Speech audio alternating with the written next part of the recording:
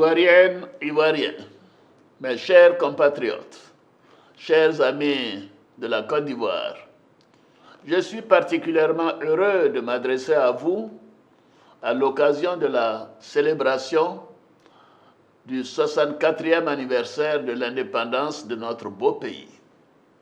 C'est un jour très important pour nous tous, Ivoiriennes et Ivoiriens, ainsi que pour toutes les populations vivant en Côte d'Ivoire. La date du 7 août est chargée de symboles et de valeurs gravées en chacun de nous.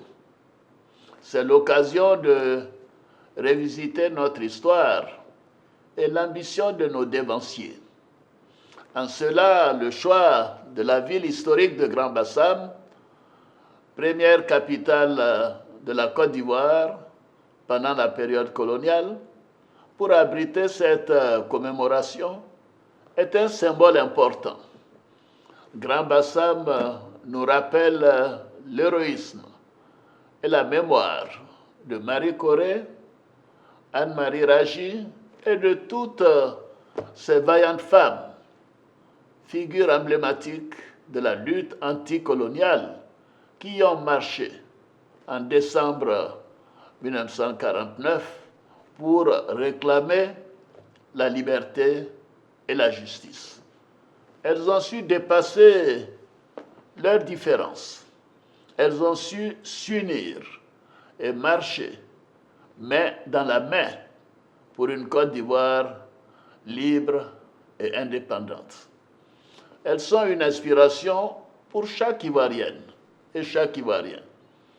J'ai bien évidemment une pensée pieuse et pleine de reconnaissance pour le père de la nation, feu le président Félix Houphouët-Boigny, ainsi que pour tous ses compagnons de lutte. Ils ont mené le combat pour l'indépendance de notre pays. Nous devons nous montrer dignes de tous les sacrifices qu'ils ont consentis dans notre marche résolue vers le progrès. Nous devons faire de la cohésion sociale le socle de notre développement.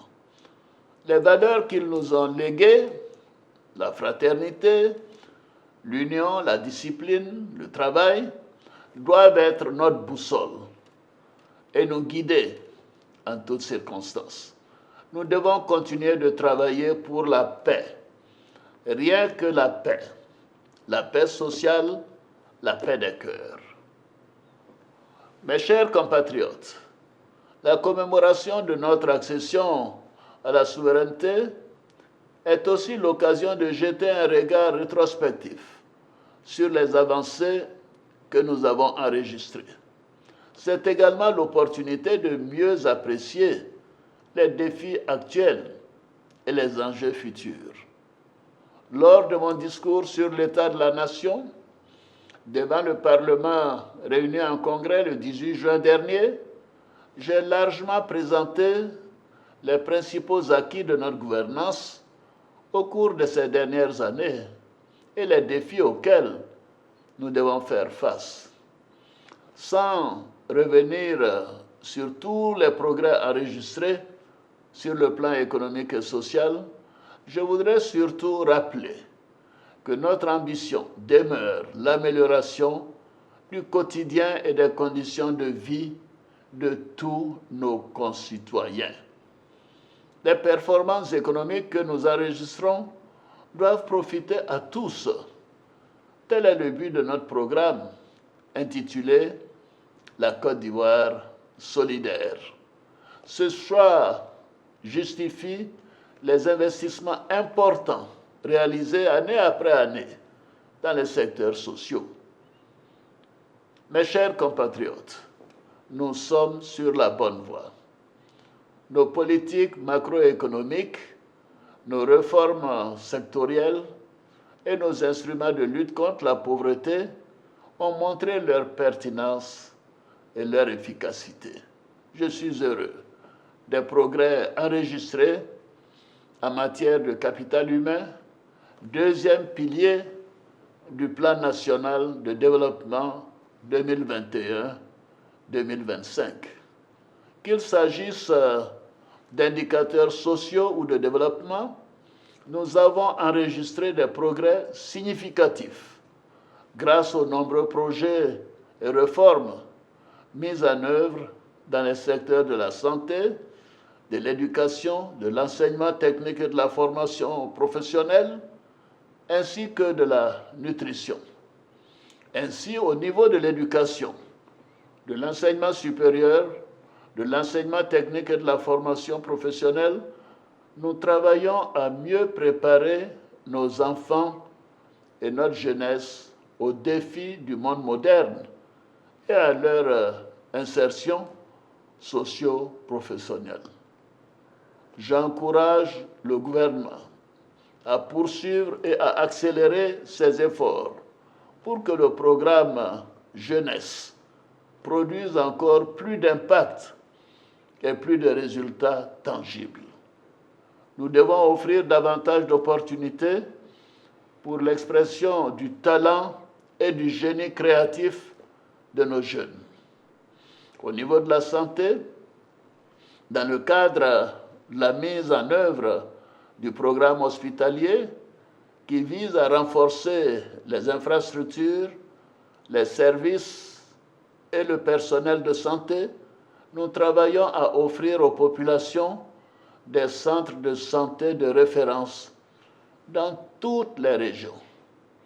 Ce maillage resserré des infrastructures sanitaires sur le territoire national concourt à l'extension de l'offre de soins de la couverture maladie universelle en vue de garantir à nos populations des soins de santé de qualité à moindre coût. Le rythme de progression de l'enrôlement de nos populations à la CMU est encourageant.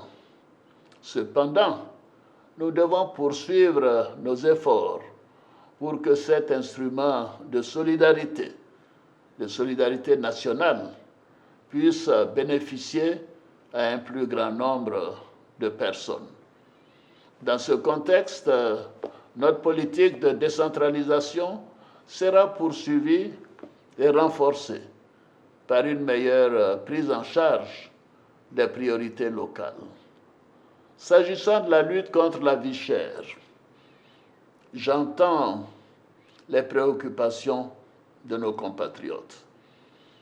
Malgré les mesures que nous avons prises, à savoir l'augmentation du SMIC, les revalorisations importantes des salaires des fonctionnaires et agents de l'État, les subventions des prix des produits de première nécessité, la subvention des prix de l'électricité et du carburant, le déploiement des filets sociaux à travers le pays, les attentes demeurent importantes. Nous continuerons nos efforts pour accroître l'offre de la production, notamment des produits vivriers, améliorer la chaîne logistique et la mise sur le marché de produits transformés localement. Je demande donc au Premier ministre, chef du gouvernement, de poursuivre les efforts et d'accélérer la mise en œuvre des projets dans le cadre d'un plan réactualisé pour plus d'efficacité dans la lutte contre la vie chère, à laquelle le monde entier, et en particulier les pays africains, font face avec acuité. Dans l'intervalle, et s'agissant du cas particulier de nos vaillants retraités qui ont tant donné à la nation, j'ai décidé de les accompagner davantage en instituant le 1er septembre de chaque année une prime spéciale correspondant au tiers de leur pension mensuelle. Les dispositions seront prises pour que nos retraités des secteurs publics et privés bénéficient dès ce mois de septembre 2024 de cette nouvelle prime. c'est-à-dire dans quelques semaines. S'agissant du monde rural, nous veillons à poursuivre l'application rigoureuse de notre politique de commercialisation des produits d'exportation en vue de préserver nos producteurs des effets de l'instabilité des cours des matières premières. Nos politiques sociales ont fait reculer la pauvreté en Côte d'Ivoire. Cependant, nous restons conscients des efforts complémentaires à fournir. Et c'est pourquoi nous demeurons engagés à construire une solidarité toujours plus grande pour le plus grand nombre. Nos populations, surtout les moins favorisées, doivent être mieux protégées et mieux accompagnées. Mes chers compatriotes, chers frères, chères sœurs, dans notre marche vers le développement, les décisions parfois difficiles que nous avons à prendre peuvent provoquer des incompréhensions ou même de la colère. Notre devoir est de rester attentif à vos préoccupations et de travailler à minimiser les conséquences des exigences du développement d'un pays moderne sur les populations impactées.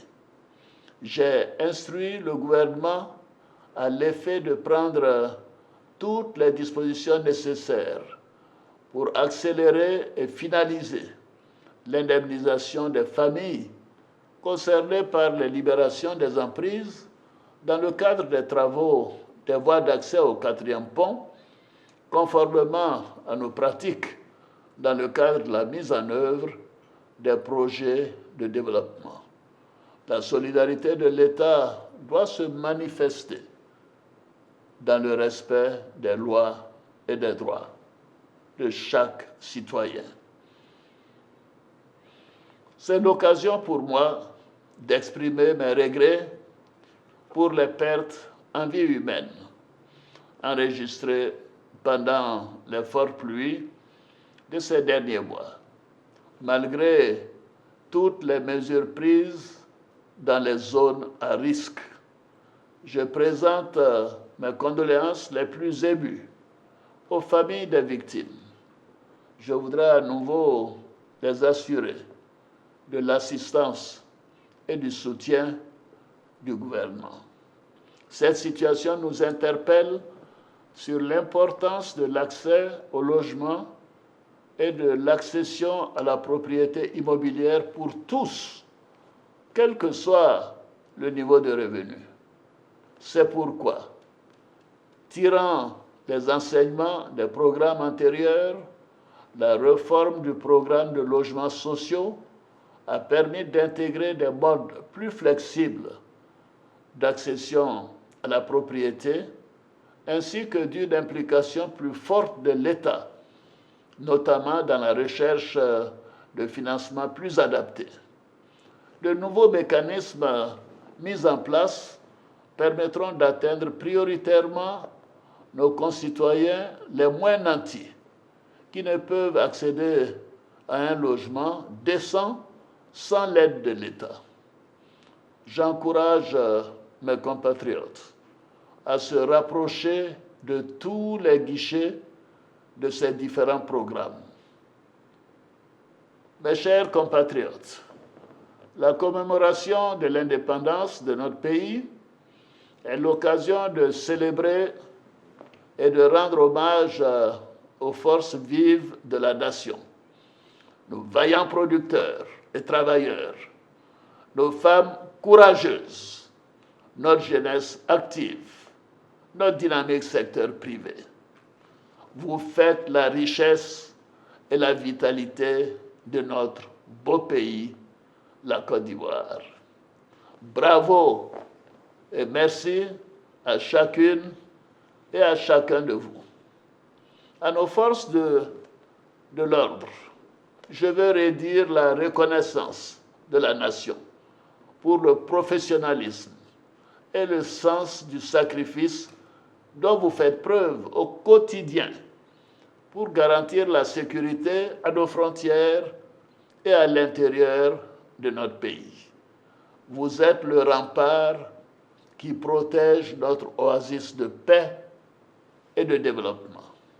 Pour ma part, mon engagement en faveur de la paix, la sécurité et la cohésion sociale ne faiblira jamais.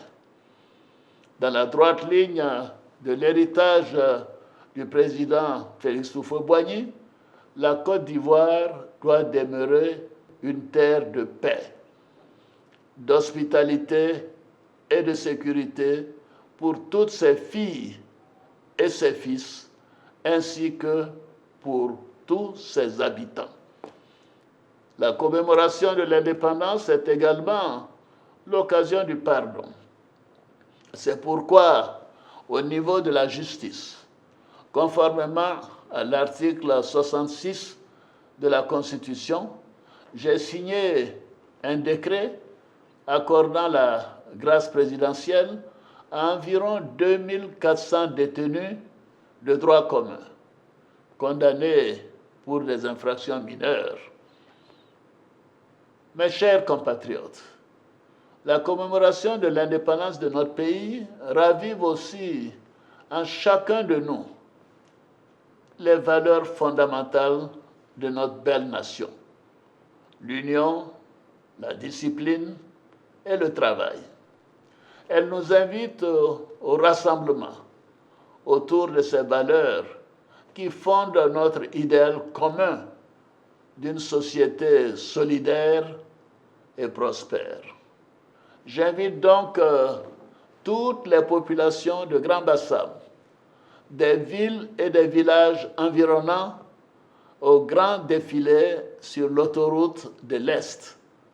Venons célébrer la grandeur de notre beau pays à travers le magnifique défilé de nos forces de défense et de sécurité, ainsi que de notre jeunesse, notamment ceux issus des écoles et lycées d'excellence de notre pays. Bonne fête de l'indépendance à toutes et à tous. Vive la République, vive la Côte d'Ivoire, que Dieu bénisse notre beau pays.